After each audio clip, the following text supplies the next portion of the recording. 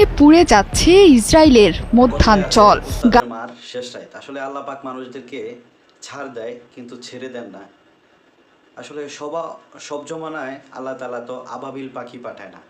আল্লাহ তাআলা আযাব গজবগুলা বিভিন্ন সময় বিভিন্ন রকমের হয়ে থাকে।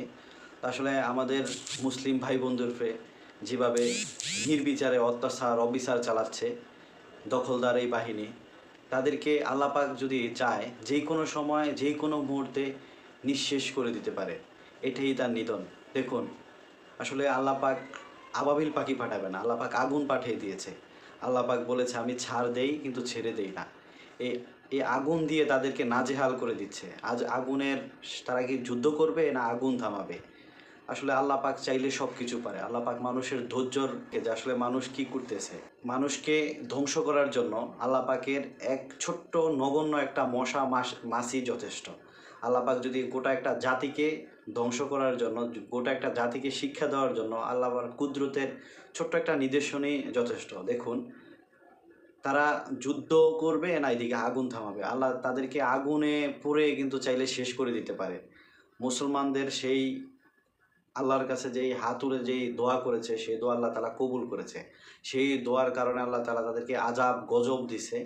গজব মানে এটা আপনারা স্বাভাবিক চোখে আপনারা আগুন দেখতে পাইতেছেন, এটা আগুন না, এটা একমাত্র গজব। এটা গজব ছাড়া অন্য কিছু না কিন্তু। আসলে গজবগুলো আসমানি গজবগুলো এমনই হয়। কারণ আপনি চোখে স্বাভাবিকভাবে দেখতে পাবেন এটা আগুন। কেউ বলবে এটা প্রাকৃতিক দুর্যোগ। আল্লাহ তাআলা তো এভাবেই মানুষকে শিক্ষা দেয়। এভাবে বিধর্মীদেরকে এভাবেই তো শিক্ষা দেয়। যে তাদেরকে আসলে এভাবে আমরা বুঝতে হবে আমাদের আল্লাহ তাআলা আমাদেরকে এগুলো দিয়ে দেখাইতেছে যে কিভাবে একটা মুসলমানদেরকে যেভাবে নির্বিচারে অত্যাচার অবিচার করেছে, এটাই তার হচ্ছে পূর্ণরূপ।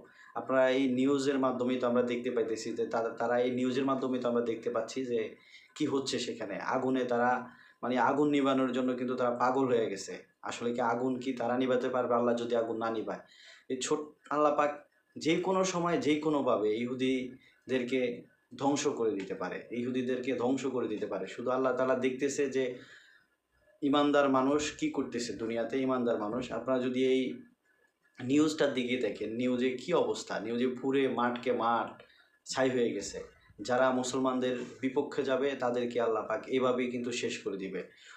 মুসলিমদেরকে যারা অত্যাচার করবে তাদেরকে পিছনের দিকে আমরা হাদিস কোরআনে দেখে আসছি, এভাবেই কিন্তু তারা ধ্বংস হয়ে গেছে।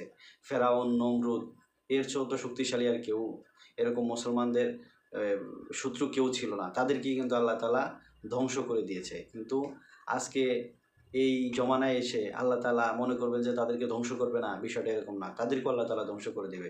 কিছু সময়ের অপেক্ষা।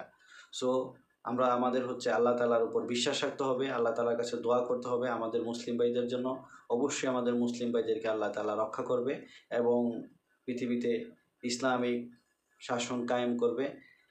এই আশা আমরা নিজেদের মনে রাখতে পারি। ইনশাআল্লাহ আমাদের জয় হবেই হবে। ভিডিওটি অবশ্যই ভালো লাগলে লাইক, কমেন্ট, শেয়ার করবেন এবং ভিডিওটি বেশি বেশি শেয়ার করে সবার কাছে পৌঁছে দিবেন, সবাইকে দেখার সুযোগ করে দিবেন। যারা ইউটিউব থেকে দেখছেন তারা অবশ্যই চ্যানেলটি সাবস্ক্রাইব করবেন। ফেসবুক থেকে যারা দেখছেন অবশ্যই ফলো করে পাশে থাকবেন। আজকের মতো ভিডিও এখানে শেষ করতেছি। দেখা হবে আবার নতুন কোনো টপিক নিয়ে, নতুন কোনো ভিডিও নিয়ে। আমার পেজের সাথে থাকুন, চ্যানেলের সাথে থাকুন। আল্লাহ হাফেজ।